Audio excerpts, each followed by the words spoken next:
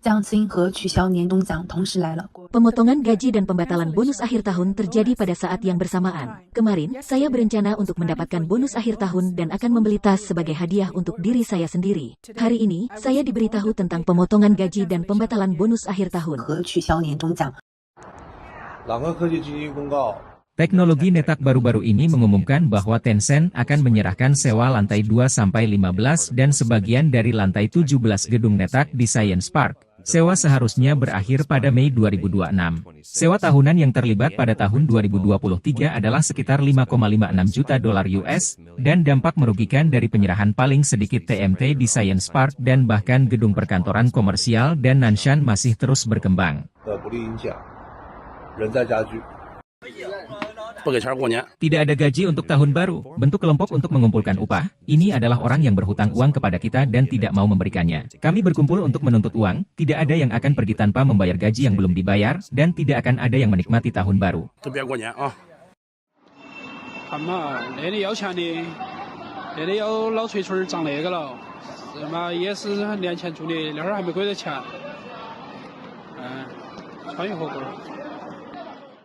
Ekonomi Cina sedang menuju musim dingin, dan rahasia di baliknya terungkap selangkah demi selangkah. Pada tanggal 17 Januari 2023, Biro Statistik Nasional Cina membuat pengumuman langka bahwa populasi Cina turun 850.000 pada tahun 2022, dibandingkan dengan akhir tahun sebelumnya. Penurunan pertama sejak tahun 1961, dan ini berarti bahwa populasi Cina telah berubah dari yang sebelumnya nomor 1 di dunia selama 1000 tahun terakhir menjadi nomor 2 di dunia, dengan India secara resmi menyalip Cina dan peringkat yang akan terus berlanjut setidaknya selama 1 abad. Hampir tidak ada ahli yang meragukan bahwa populasi India akan melampaui populasi Cina pada tahun 2022 atau 2023. Dan ini adalah grafik dari perkiraan statis populasi India pada tahun 2022, dengan jumlah penduduk sebesar 1,417 miliar orang. Menurut perkiraan PBB, populasi India pada akhir tahun 2022 adalah 1,423 miliar orang. Sebuah situs yang memperkirakan dinamika populasi India mengatakan bahwa akan ada peningkatan 1 orang setiap detiknya. Basis populasi adalah indikator riset pasar utama dalam ilmu pemasaran. Berbagai perusahaan multinasional yang telah memasuki Cina telah mencoba untuk mendapatkan data nyata tentang populasinya, sementara mereka belum dapat memperoleh data nyata. Kenyataannya agak mengungkapkan bahwa semua pengecer internasional besar yang pernah memasuki Cina telah menarik diri, kecuali Walmart yang berjuang untuk tetap bertahan. Costco yang baru saja masuk ke Cina mungkin dapat menekan supermarket besar dan kecil lokal, namun akan segera menyadari bahwa melanjutkan ekspansi di luar kota-kota besar di Cina akan penuh dengan risiko. Populasi Cina menurun, dan pada saat yang sama, tidak lagi sekaya yang diperkirakan. Pada konferensi pers tanggal 17 Januari oleh Kementerian Luar Negeri Cina, seorang wartawan bertanya, hari ini Cina mengumumkan bahwa populasinya pada akhir tahun 2022 mencapai 1.411,75 juta. Sementara PBB memperkirakan tahun lalu bahwa populasi India diproyeksikan mencapai 1.412 juta, dan India diperkirakan akan menyalip Cina sebagai negara dengan populasi terpadat di dunia. Bolehkah saya bertanya apa yang dikatakan Cina tentang hal ini? Tanggapan Cina adalah, baik Cina maupun India adalah negara dengan populasi besar dan memiliki sumber daya tenaga kerja yang relatif melimpah. Kedua negara tersebut harus menerapkan bonus demografi dengan baik untuk mencapai pembangunan dan kemakmuran masing-masing serta memberikan kontribusi yang lebih besar bagi masa depan umat manusia. Namun, apakah Cina benar-benar masih memiliki dividen demografi? Angka populasi resmi Cina sebesar 1.411,75 juta jiwa masih dipertanyakan oleh dunia luar. Salah satu pertanyaan yang paling nyata adalah perubahan populasi yang merupakan peningkatan bersih dalam jumlah kelahiran baru dikurangi jumlah kematian.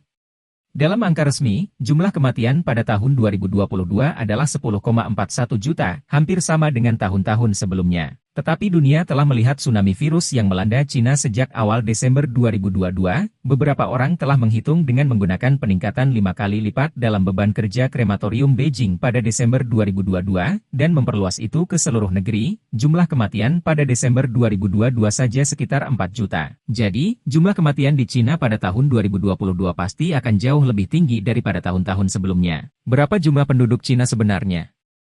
Menurut Yifu Xian, seorang profesor tamu di University of Wisconsin dan seorang ahli tentang populasi Cina, populasi Cina mulai tumbuh negatif pada tahun 2018 dan total populasi sekarang sekitar 1,28 miliar. Ada juga teori yang beredar secara online bahwa otoritas kesehatan Jepang telah memproyeksikan bahwa populasi Cina akan menurun menjadi sekitar 900 juta pada tahun 2021, berdasarkan konsumsi garam praktis di Cina.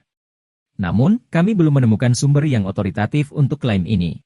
Bocoran database Biro Keamanan Publik Shanghai pada tahun 2022 menunjukkan bahwa jumlah penduduk Cina yang sebenarnya adalah sekitar 1 miliar. Ada bukti yang lebih kuat untuk angka ini. Pada saat database Biro Keamanan Publik Shanghai dibobol, seorang peretas bernama China Dan secara terbuka menjual informasi tentang penduduk Tiongkok daratan dan data kasus polisi di forum kejahatan maya. Dua peneliti keamanan mengkonfirmasi bahwa tabel data yang berisi nama, tanggal lahir, alamat, kartu identitas, dan foto identitas dalam database tersebut memiliki sekitar 970 juta orang.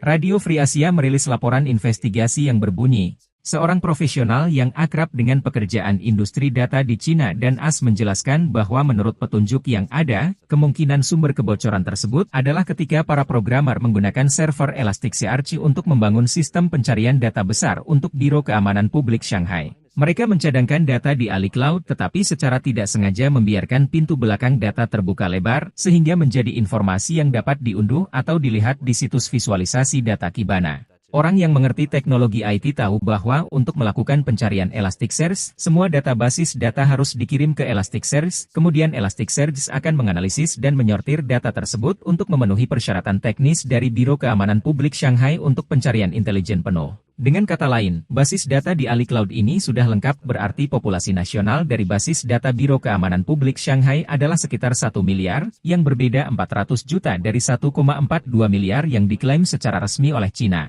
Kemana perginya 400 juta orang ini? Bagaimana bisa ada kesenjangan yang begitu besar?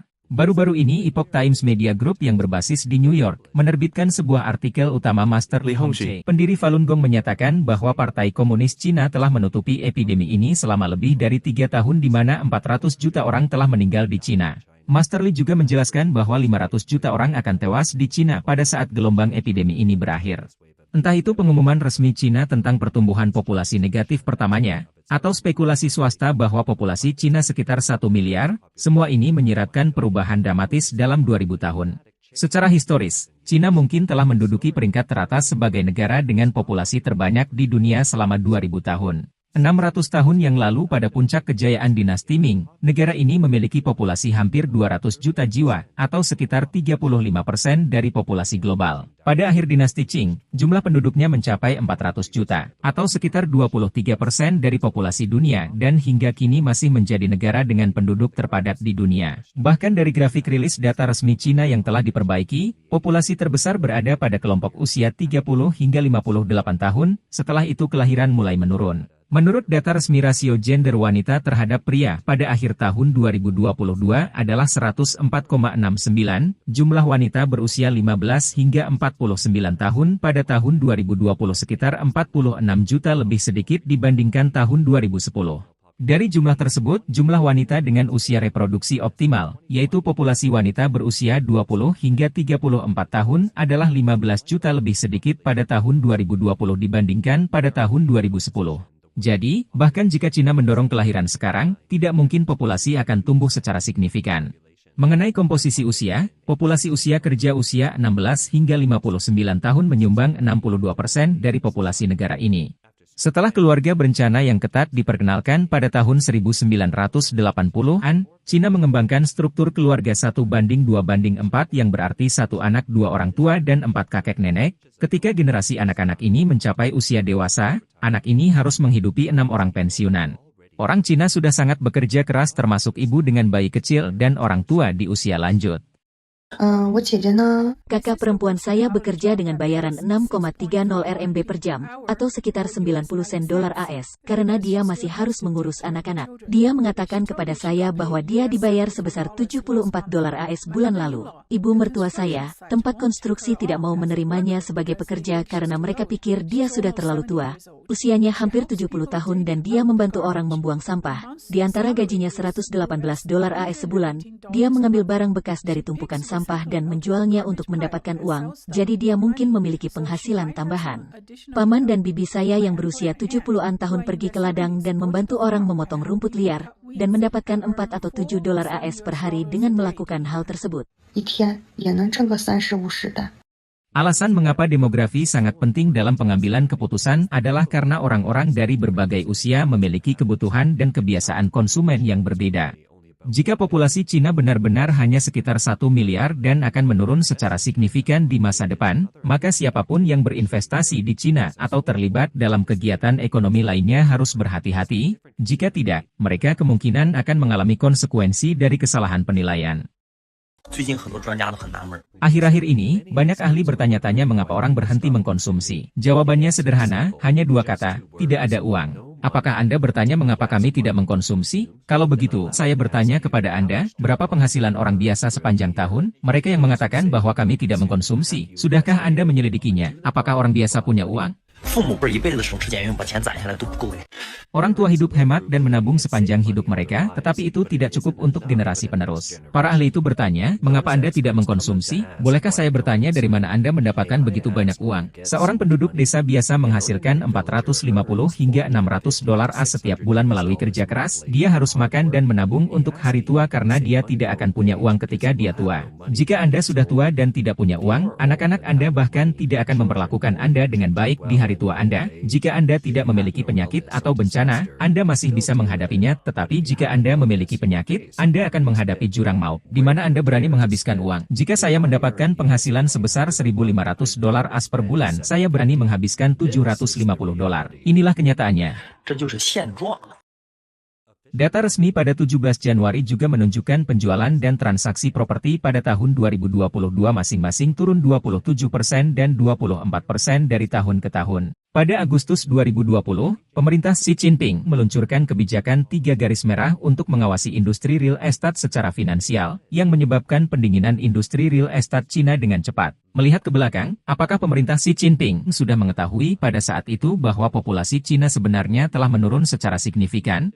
Dia harus mencoba mengendalikan kecepatan ekspansi industri real estate raksasa.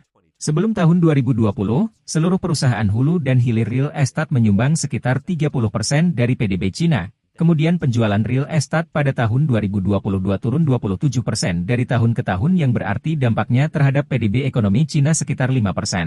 Jika real estate menyumbang 5% dari PDB selain dari hiperinflasi, sulit untuk melihat kegiatan ekonomi lain yang dapat mengisi kesenjangan 5% pada tahun 2022. Menurut data Biro Statistik Nasional Cina pada 17 Januari 2023, PDB Cina telah tumbuh sebesar 3% pada tahun 2022 yang jelas dilebih-lebihkan. Namun, pendinginan ekonomi real estate yang cepat telah membawa tekanan dan rasa sakit yang tak tertahankan bagi masyarakat.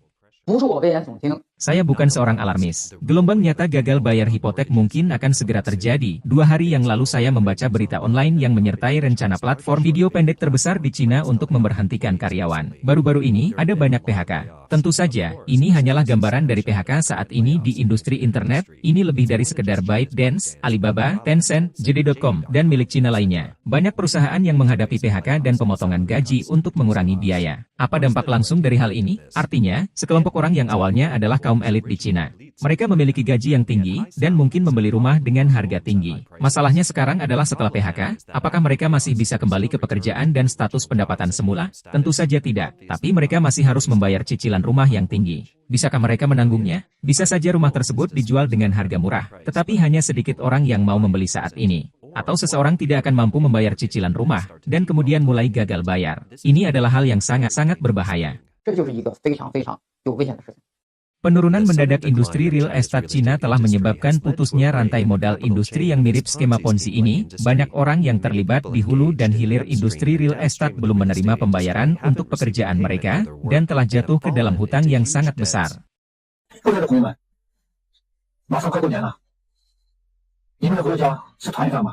Teman-teman yang terlilit hutang, tahun baru Imlek akan segera tiba, dan Anda akan pulang untuk reuni. Sayangnya, saya adalah orang yang dulunya pandai, dan sebagai seorang veteran, saya telah berkecimpung di bidang teknik selama 10 tahun. Hasil akhirnya adalah hutang jutaan dolar. Tahun baru Imlek akan tiba dalam beberapa hari lagi, dan saya sekarang sendirian di luar, berjuang untuk menagih hutang. Kemarin, istri saya menelepon dan bertanya, kapan saya bisa pulang untuk makan malam reuni? Saya berkata bahwa saya belum mengumpulkan uang, dan saya tidak membawa uang, jadi saya tidak akan pulang untuk makan malam reuni tahun ini. Anak saya yang berusia 10 tahun kemudian berkata di telepon, "Ayah, meskipun ayah tidak punya uang, ayah tetap harus pulang untuk makan malam reuni." Saat saya menutup telepon, saya baru saja kehilangan akal sehat. Entah sejak kapan, bagi kami yang bertanggung jawab atas proyek, pulang ke rumah dan mengadakan makan malam reuni menjadi sebuah kemewahan. Saya tidak tahu berapa banyak orang yang seperti saya, tahun baru Imlek akan segera tiba, dan Anda masih berkeliaran sendirian, mencoba menagih pembayaran utang. Hanya mereka yang terlilit utang yang tahu kesepian, rasa sakit, dan kesedihan di hati kita. Dapat dilihat bahwa penurunan tajam populasi dalam beberapa tahun terakhir telah berkontribusi pada penyusutan ekonomi. Hal ini juga menyulitkan Partai Komunis Cina untuk mengarang angka-angka dengan sempurna pada tahun 2022, menjadi sulit untuk mencegah dunia luar melihat adanya lubang dalam data tersebut.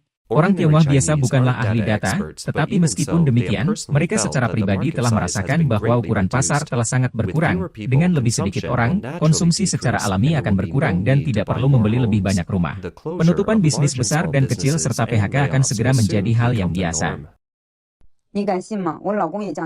Dapatkah Anda mempercayainya? Bahkan gaji perusahaan milik negara pun akan dipotong. Suami saya bekerja di sebuah perusahaan nasional. Gaji reguler mereka sangat rendah, tetapi akan ada bonus akhir tahun sebelum tahun baru Imlek. Jadi setiap tahun, keluarga kami akan menunggu bonus tersebut. Pada tahun-tahun sebelumnya, bonus diberikan 1 atau 2 minggu sebelum tahun baru. Tahun ini bahkan ketika hari raya akan segera tiba, bonus belum juga dibayarkan. Saya sangat khawatir. Setiap hari saya bertanya kepada suami saya, apakah bonus sudah dibayarkan? Baru kemarin sekitar jam 3 sore saat saya berada di kantor, suami saya mengirim SMS kepada saya bahwa bonus sudah dibayarkan. Saya cukup senang pada saat itu, berpikir akhirnya bonus itu datang juga, dan saya bisa merayakan tahun baru Imlek dengan baik. Namun ketika saya melihat tangkapan layar dari pesan teks bonusnya, saya sedikit sedih karena jumlahnya jauh lebih sedikit daripada tahun lalu. Ini benar-benar tidak ada bedanya dengan menurunkan gaji Anda. Jaringan berita Cina baru-baru ini melaporkan tentang rencana distribusi penghargaan akhir tahun perusahaan tahun 2022. Laporan survei ini menunjukkan bahwa 74 perusahaan berencana untuk mengeluarkan bonus akhir tahun pada tahun 2022. Dari perspektif tingkat pasar secara keseluruhan, rata-rata bonus tahunan perusahaan telah mencapai 21.900 yuan. Data yang dianalisis dalam laporan ini terutama berasal dari 504 perusahaan yang berpartisipasi dalam survei di seluruh negeri. Netizen mengatakan, apa tujuan dari penerbitan laporan ini? Apakah untuk menunjukkan bahwa kita semua baik-baik saja? Tapi banyak yang bilang laporan ini terasa jauh dari kita, belum lagi bonus akhir tahun, dan pekerjaan sudah tidak ada. Kami ingin bertanya, apakah 504 perusahaan itu semuanya BUMN dan perusahaan pusat? Dan apakah mereka pegawai negeri? Alasan mengapa laporan ini terasa begitu jauh dari kami adalah karena tidak sesuai dengan apa yang kami rasakan saat ini. Di tengah-tengah pembalikan besar dalam hubungan Cina-AS dan memburuknya lingkungan internasional, Partai Komunis telah melakukan upaya besar-besaran untuk mempromosikan sirkulasi internal dan kemandirian ekonomi domestik. Tema seperti itu ditekankan dalam kebijakan ekonomi laporan Kongres Nasional ke-20 yang dirilis pada akhir Oktober 2022. Namun, pada tanggal 15 hingga 16 Desember 2022, Konferensi Kerja Ekonomi Pusat tiba-tiba membalikkan kebijakan ekonomi laporan Kongres Nasional ke-20 dan tidak lagi menekankan sirkulasi internal dan kemandirian. Tiba-tiba mengumumkan bahwa mereka akan menyelesaikan masalah dan melakukan hal-hal praktis untuk perusahaan swasta. Itu juga mengatakan untuk terus meningkatkan peran ekspor dalam mendukung perekonomian dan melakukan upaya yang lebih besar untuk menarik dan memanfaatkan investasi asing. Mungkinkah pada pertengahan Desember tahun lalu, para petinggi Partai Komunis telah melihat skala tsunami epidemi dan menyadari jumlah kematian yang mengejutkan yang ditimbulkannya? Artinya, mereka juga telah menyadari keseriusan penyusutan ekonomi secara drastis karena anjloknya populasi dan bahwa Cina tidak dapat lagi mengandalkan permintaan domestik. Jadi, mereka telah membuang slogan sirkulasi internal. Partai Komunis Cina harus mengalihkan perhatiannya ke perusahaan swasta dan investor asing lagi, berharap mereka akan datang untuk menyelamatkan rezim Partai Komunis Cina yang goyah. Salah satu fokus kami akan ditempatkan pada perluasan permintaan domestik,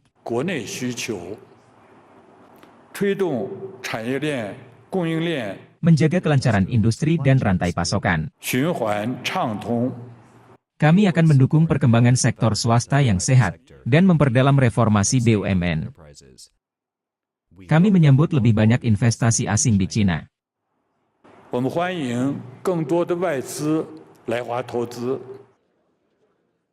Hanya saja, pengakuan Partai Komunis Cina terhadap pertumbuhan penduduk Cina yang negatif telah menegaskan keraguan lama berbagai negara bahwa pasar besar Cina tidak lagi sebesar itu. Produksi dan konsumsi di Cina memang menyusut, tetapi keduanya adalah inti penggerak ekonomi masyarakat.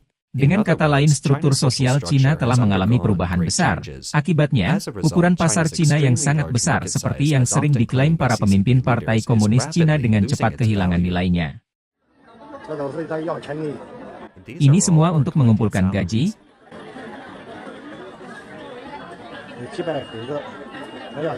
Pada dasarnya untuk uang.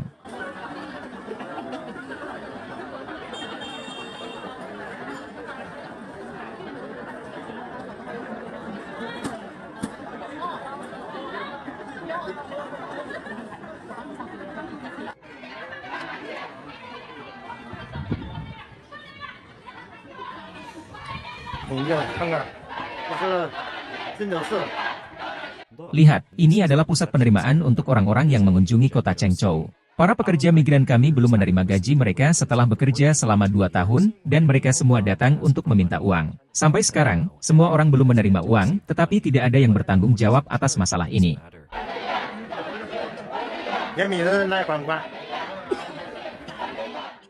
Orang-orang Cina yang telah mengalami begitu banyak penderitaan, seharusnya memiliki pemahaman yang lebih jelas tentang Partai Komunis Cina.